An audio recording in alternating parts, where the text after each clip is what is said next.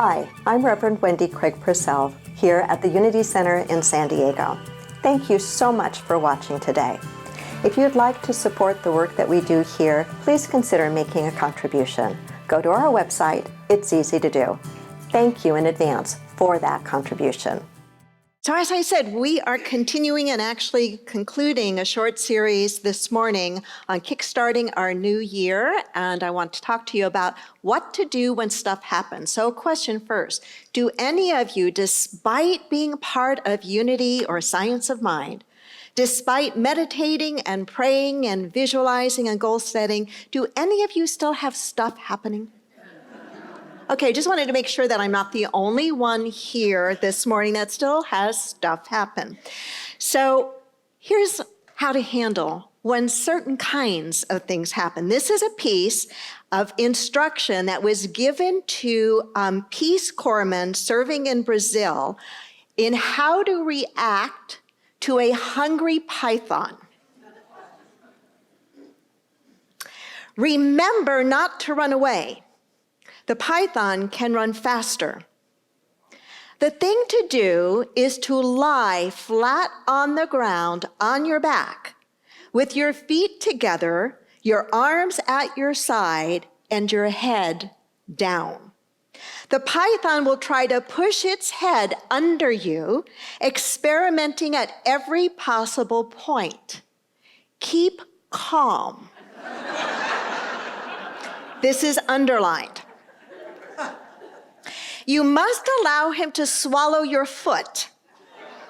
It is painless, but it will take a long time. If you lose your head and struggle, he will quickly whip his coils around you. If you keep calm and still, he will go on swallowing.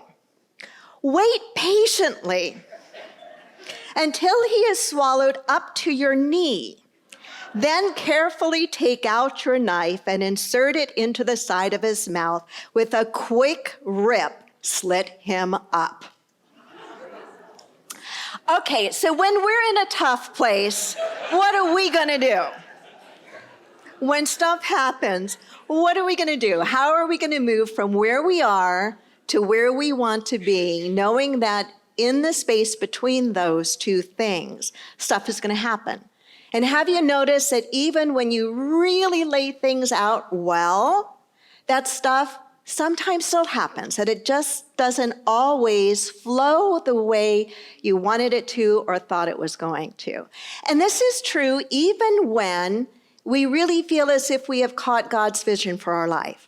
Remember, in this series, we started with the whole idea of going beyond simply goal setting and really capturing and being open to God's vision for our lives. And then we took a look at how to work on ourselves with love, with the emphasis on that with love part, because most of us in New Thought are here because we are working on ourselves, but we don't always do it with love. And then last week, we took a look at how important it is for us to create space mentally, emotionally, spiritually, to truly be open. But even when we are doing all that, even when we feel as if we have a God-inspired vision for our lives or a sense for our lives, stuff still happens. I came across this quote that I like. Remember, life is a continuous process of getting used to things we hadn't expected. A continuous process of getting used to things we hadn't expected. We can look to the Old Testament story of the Israelites wandering through the wilderness under the direction of Moses. And though there was a clear and compelling vision, a God-inspired vision of the promised land they were to eventually inherit, all along the way, stuff happened to them. And all along the way, they had to keep that vision alive. They had to keep that faith alive. And sometimes they did better than other times. One of the interesting things is the study of what helps people to live a more satisfied life. I came across a piece a little while ago about a study that was done following some Harvard graduate students, men in particular, 173 of them, for a relatively long period of time. And what was trying to be discovered was what led to them having a meaningful and a satisfying life. And more than anything else, what was determined to be the potent predictor of well-being was this: the ability to handle emotional crisis maturely, the ability to handle emotional crisis maturely without blame or bitterness. To handle it maturely without blame or bitterness. If you reflect on our teachings in metaphysics, those teachings really support us in doing that very thing, in being able to handle stuff that comes up in our lives from a solid, peaceful place within, without blame and without negativity, to be able to stay in that calm and centered place. The more we rely on our teachings and the more we practice the principles, the more we will find that it is less about the stuff that happens and much more about how we interact with what happens. So I want to share with you 6 ideas this morning, 6 things that I try to remember when I find myself in that place where stuff is happening, where it's not unfolding quite the way that I thought it was going to.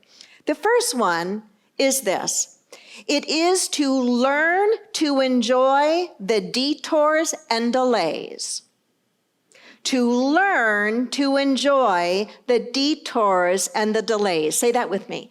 To learn to enjoy the detours and delays. Emphasis on to learn and enjoy. Say the word enjoy with me. Enjoy. So one of your homework assignments will be, the next time you find yourself being detoured, the next time you find yourself being delayed, to just stop for a moment and to say to yourself, enjoy. Now, you may have that part of your mind that argues with you. You may think, I can't do it. But even just pausing for a moment and remembering just for an instant that word enjoy, I promise you there will be a tiny little shift. A tiny little shift. Maybe a smile will cross your face because you'll catch how you often don't do that very thing. One of my Just for Today messages this past week was about the idea of patience, and that patience is not just about waiting, it's about waiting with a good attitude. With a good attitude. There's a story in the life of architect Frank Lloyd Wright. When he was 9 years old, a seemingly insignificant incident happened as he was out in the wintertime on a walk with his uncle. But years later, he reflected on how important that little incident was. So he and his uncle were out for a walk, walking across a field of freshly fallen snow. And when they finally got to the other side of the field, the uncle said to Frank to turn around and to look at the difference in the footprints.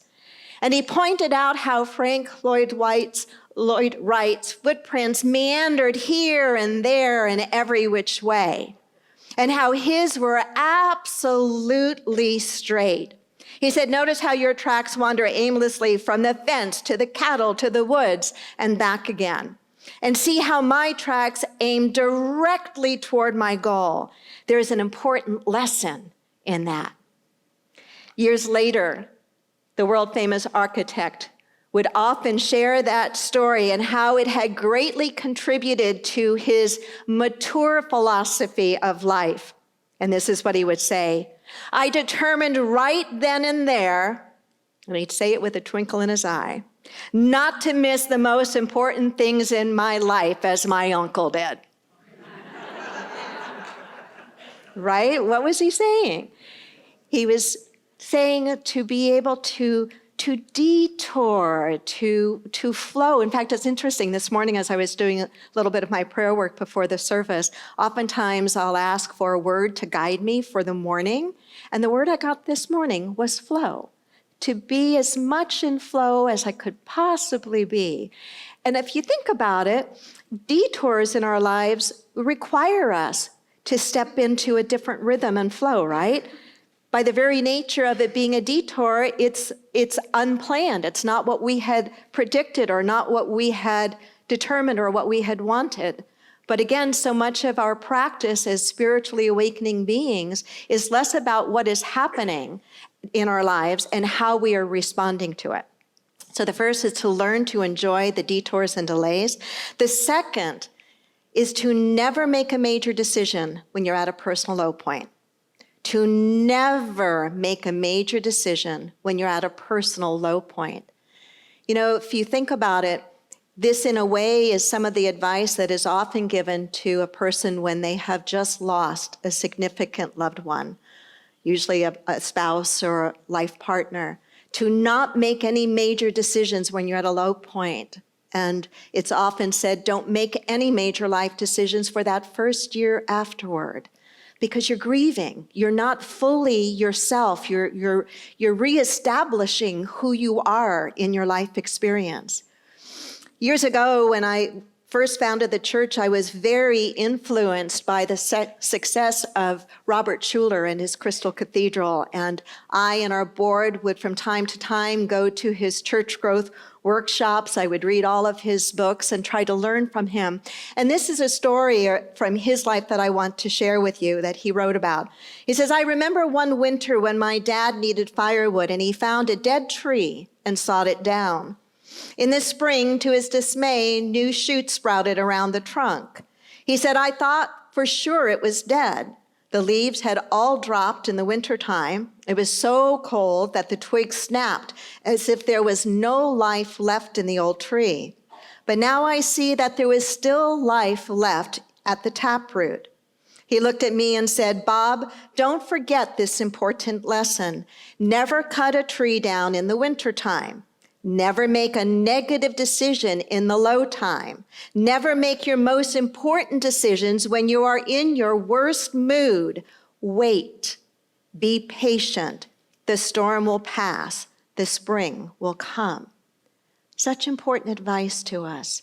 To never make major decisions when we are at a low point in our lives.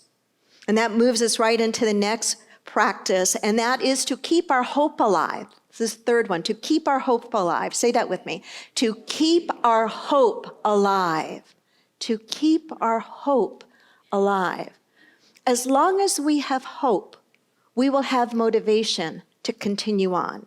As long as we have hope that somehow, some way, even if we don't know the how, even if we don't know the way, and even if we don't know the when, but somehow, some way we believe that something can be better, we will keep at it until we find what that something better is. There was an experiment done to try to understand the role of hope in life. And it always intrigues me when experiments are done on animals, and that's a whole other matter. But when experiments are done on animals and then we have the tendency to anthropomorphize and project onto them our human reactions. But nonetheless, I think this experiment that was done reveals something about this idea of hope. And so apparently some researchers were trying to understand better what hope does in keeping something alive. And so they experimented, as they often do in science, with rats. And they had two groups of rats in 2 buckets of water. And they put the rats into 2 separate buckets of water to see how long the rats would swim and stay alive. And what they discovered with the 1 bucket, where they had put the rats and they had done nothing, just let the rats in there, that after about an hour or 2, the rats were exhausted and died. In the second bucket, what they had done differently is every 20 minutes, they took the rats out of the bucket and then they put them back in. And those rats continued on to live for a full day. And what the scientists or researchers were pulling out of that was this idea of hope. Now, I don't know that rats hope, but and I don't know why they would suggest that they do. But the idea that when there's some sort of reprieve, when there's something inside of us that somehow senses it could be better. There could be some relief. There could be some escape here. There could be some positive change. Then we hold on. Does that make sense? And it's one of the things or values that I think community plays, a certain kind of community, a community of like-minded people. When we are together with others who share some of the same philosophy, what happens is when we find ourselves at a place in our lives of discouragement, we can be sure that someone else in the community is not at that place and can know the truth for us when we are forgetting it ourselves. This is part of what our prayer partners do for us, to hold for us and to know for us the truth that sometimes when we are going through stuff, that we find it so hard to remember. Here are a few ideas for keeping hope alive. Associate with positive, hope-filled people. Make sure you have at least a couple of them, and don't tell me you can't find them because they're here.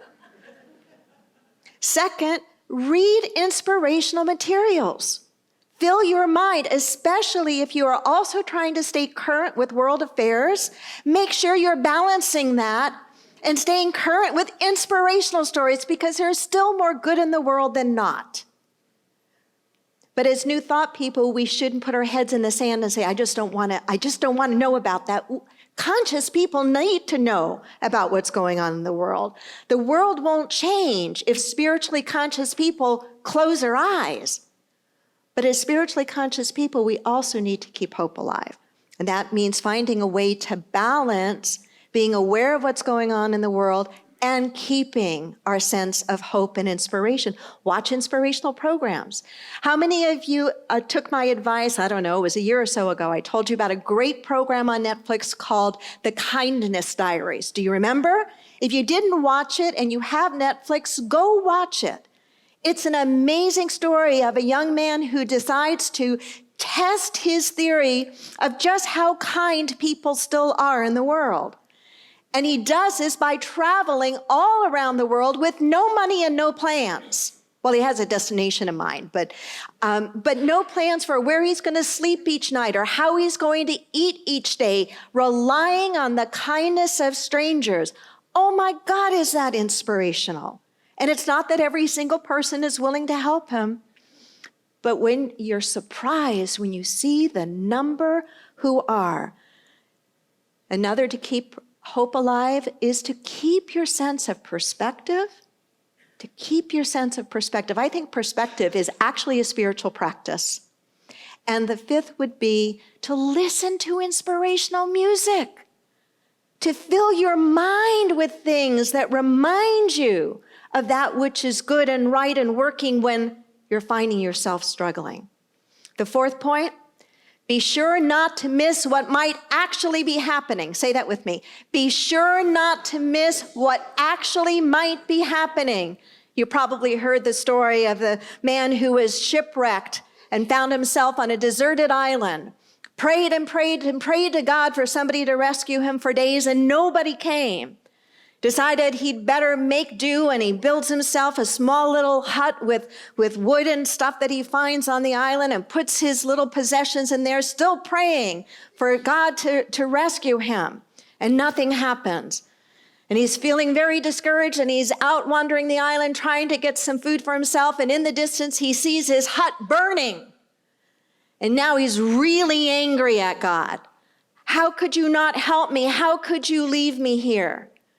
And then he looks in the distance, and there's a ship coming to his rescue. And he wonders how they found him. And the captain says, "We saw your smoke signal." Those moments in our lives where we can relate to that guy, where it feels as if, God, you've abandoned me. What's going on here? Then we need to stop and ask ourselves, wait a minute. Might I be missing something? Might the very crisis I find myself in now be the driver to new good in my life? And even if you find yourself wrestling or struggling with holding on to that, it's still better to hold on to that than not. Because it's in the holding on to that It's in the holding on to that we're giving the universe a powerful message that says, my faith is strong, my faith is deep. I'm keeping my hope alive. A couple more quick ones here. Fifth one, keep knowing that a deeper strength is being forged in you. Keep knowing that a deeper strength is being forged in you. Say that with me. Keep knowing that a deeper strength is being forged in you. I read about a man whose livelihood was dependent upon his orange grove, his orchard, and how he had come upon a way to have an orchard be strong and successful and productive by when he planted his young orange trees, instead of babying them and giving them tons of water like all of his neighbors did, he would withhold the water for periods of time. And then he would irrigate. And then he would withhold the water for significant periods of time. And then he would irrigate. And over the years, as weather patterns changed and as there was more and more drought in his area, it was his orchard that survived. And it survived because all of the other farmers had babied their crops. And so those orange trees had never sent their roots down deep enough to find water on their own, but his had. One of the ways I have found to make it through difficult times is to really affirm for myself that no matter how difficult this time is, and though I may not know when this time is going to come to an end, I can see that this is a time for me to dig deeper and to put my roots down deep into the awareness and the trust of the one presence and one power in my life, God the good omnipotent. Because as I do that, I will be unshakable and unmovable by whatever calamities are happening around. The same is true for you. When you're going through that difficult time, to affirm for yourself, it may be difficult, but I'm putting down deeper roots. And if you need somebody to help you, by all means, reach out to a prayer partner. That's why they're here for us every single Sunday. And the last, to keep doing what you know to do inwardly until God handles the rest. Keep doing what you know to do inwardly until God handles the rest. Say that with me. Keep doing what you know to do inwardly till God handles the rest. Namaste.